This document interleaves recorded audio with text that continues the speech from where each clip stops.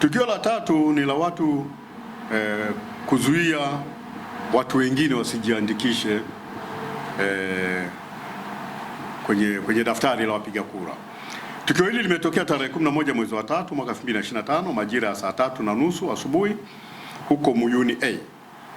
Mwanachama mmoja wa ACT Wazalendo aitwaye Hamisi Haji Juma mwenye miaka 56 kwa umri wake, ni mshirazi na mkazi wa Muyuni A, bila mamlaka yoyote ya kisheria aliwazuia wafanyakazi wake kwamba maadamu wako wanafanya kazi kwake wasiende kujiandikisha kwenye daftari la wapiga kura, kitendo ambacho ni kuwanyima haki yao ya kikatiba. Wafanyakazi hao ni Emerson Ari Yinga mwenye umri wa miaka 25, mkazi wa Muyuni A, na mwenzake anaitwa Isaya Wilbert Zinjiba ana miaka 37, yeye ni mkazi wa Muyuni A pia. Mtuhumiwa huyo ndiye mtaja ambaye ni Hamisi Haji Juma mkamatwa na jeshi la polisi na kuhojiwa kutokana na kosa alilolitenda. Tukio la 4 ni kufanya fujo kwenye kituo cha kuandikisha wapiga kura.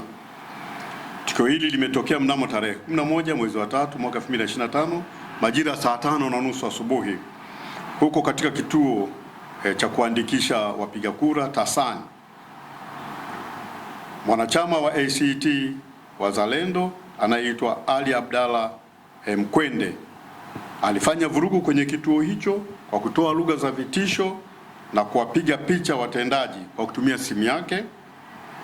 Watendaji wa kituo hicho kwa maana ya polisi waliokuwepo pale wanalinda usalama pale na watumishi wengine wanaoendesha zoezi la kuandikisha pale, kitendo ambacho kililenga kuvuruga zoezi, kinatengeneza taharuki isiyo na sababu na kuvuruga zoezi la uandikishaji. Hata hivyo, askari wetu waliokuwepo pale waliweza kumdhibiti mtu huyo na alipelekwa kituo cha polisi Makunduchi kwa ajili ya mahojiano na hatua za kisheria zitachukuliwa dhidi yake.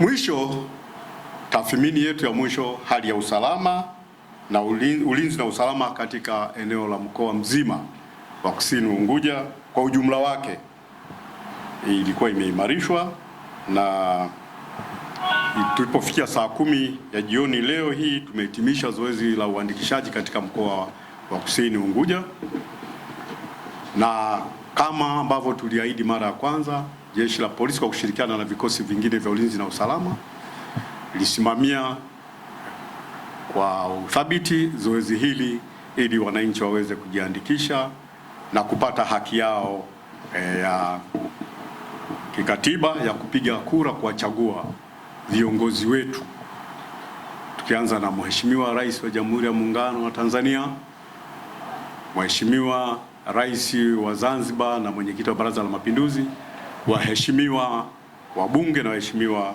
madiwani kama ambavyo litaratibiwa na tume za uchaguzi kwa maana ya Tume Huru ya Uchaguzi pamoja na Tume ya Uchaguzi ya Zanzibar. Asanteni kwa kunisikiliza.